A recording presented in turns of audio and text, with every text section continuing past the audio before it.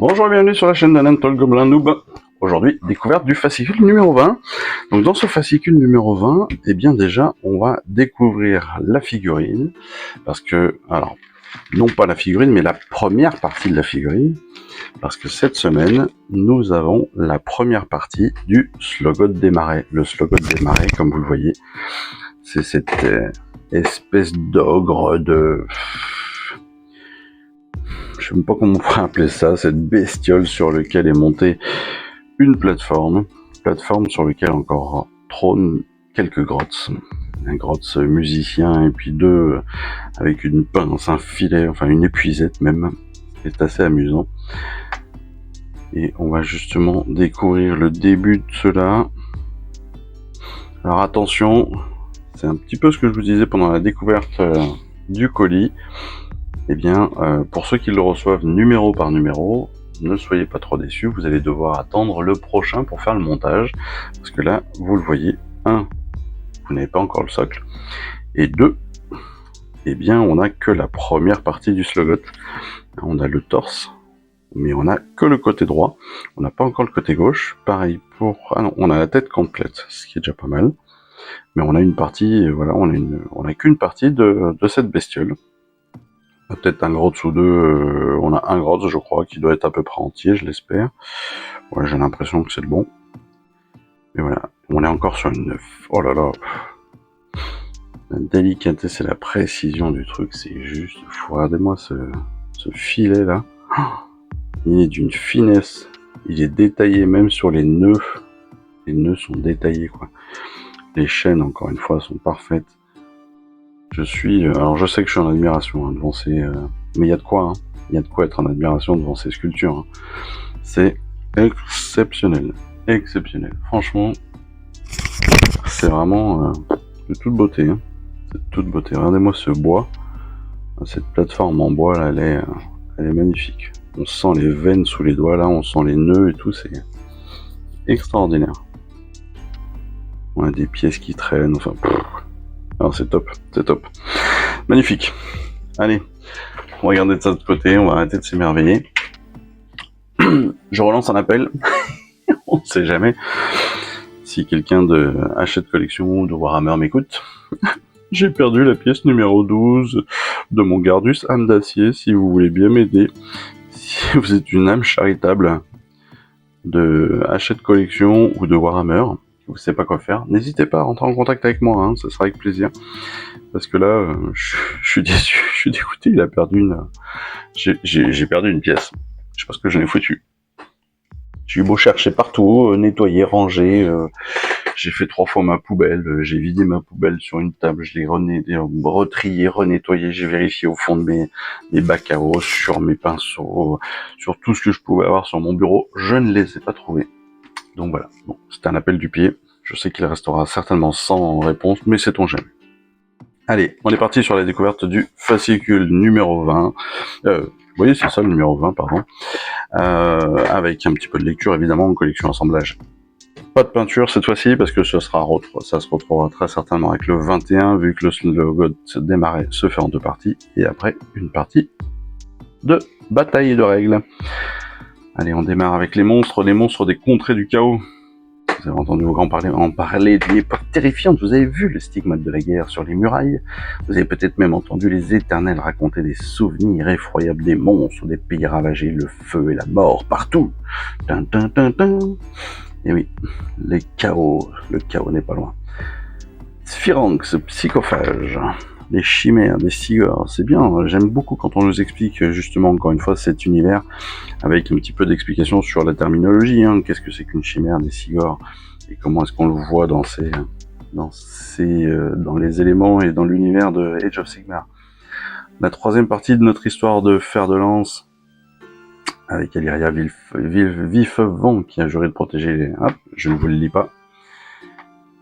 On sait qu'il y a déjà une suite, mais c'est très cool. C'est à lire, absolument. C'est très sympa, c'est très rapide en plus, il n'y a que 2 pages, donc voilà, c'est plutôt cool, plutôt facile à faire. On a une information sur les pyrotueurs, donc les pyrotueurs, ce sont donc une faction de l'ordre, si je me trompe pas, que l'on n'a pas dans Stormbringer, avec le serment qu'ils peuvent porter. Les runes incrustées dans la peau des pyrotueurs sont en ur or et luisent d'une chaleur mystique. Elles offrent des capacités incroyables tant que dure la puissance divine qu'elles recèlent. Les magmadrottes, les pyrotueurs élèvent ces énormes bêtes pour la guerre, ces colosses très intelligents soufflent des flammes capables de transformer les armures en flaques d'acier en fusion. Les dragons, quoi. Et les magmaphores, oh là, cette illustration, elle est énorme. Magnifique. On passe évidemment au Sluggot des marais. On coince, on chope, on écrase. C'est la devise des Sluggots. Évidemment, comme d'habitude, pour bien l'intégrer à votre unité, pour le personnaliser, on va pouvoir justement lui donner une petite personnalité, une tactique d'unité, ce qui n'a aucun intérêt dans l'idée, ça n'apporte rien à votre jeu, mais c'est toujours sympa, voilà, de lui donner vie, entre guillemets, en lui donnant un nom, en lui faisant réaliser quelques exploits, et puis en les notant, c'est sympa, voilà, c'est pour la collecte. L'assemblage, donc là, on vous le dit bien, attention, il y a la deuxième partie qui arrive dans le 21. On va avoir évidemment besoin de colle et de pince comme toujours. On fait attention à la découpe. Ça c'est bien important parce que en effet il y a des petites pièces. On l'a vu, on va le regarder encore une fois. Mais vous voyez sur l'épuisette par exemple, on est quand même sur des pièces assez fines. Sur le filet aussi bien sûr. Mais voilà, il y a des petites pièces sur lesquelles il faudra faire attention. Là on a qu'un pouce, qu'un doigt de pied. Donc là aussi, je pense qu'il faudra faire gaffe. Des petites choses comme ça, sur la tête avec la corne là, et puis cette épine qui vient là. J'arrive même pas à savoir ce que c'est exactement. Où est-ce que ça se trouve ça exactement? Est-ce que ce serait... On regarde la figurine. Qu'est-ce que ce serait?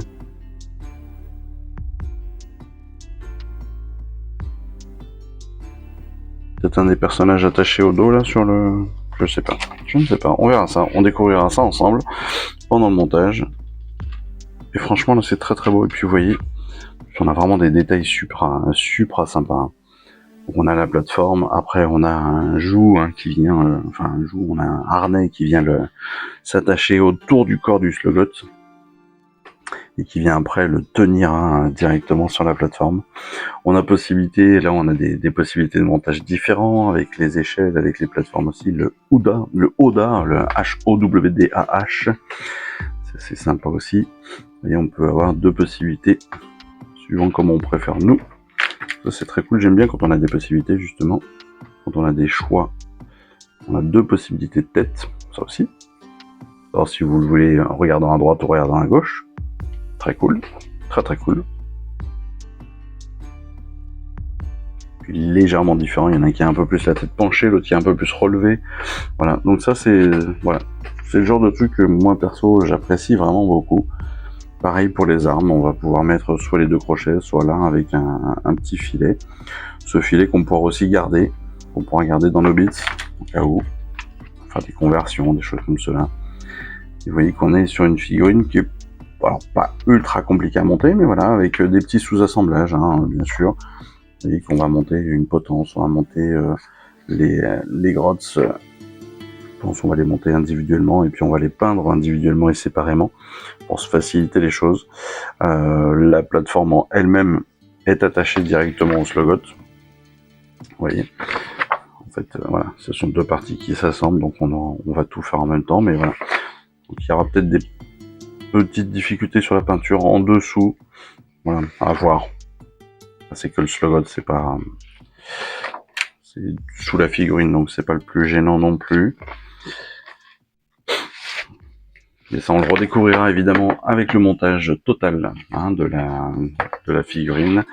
Clairement, on va faire qu'un seul numéro entre le 20 et le 21 pour le montage et pour la peinture.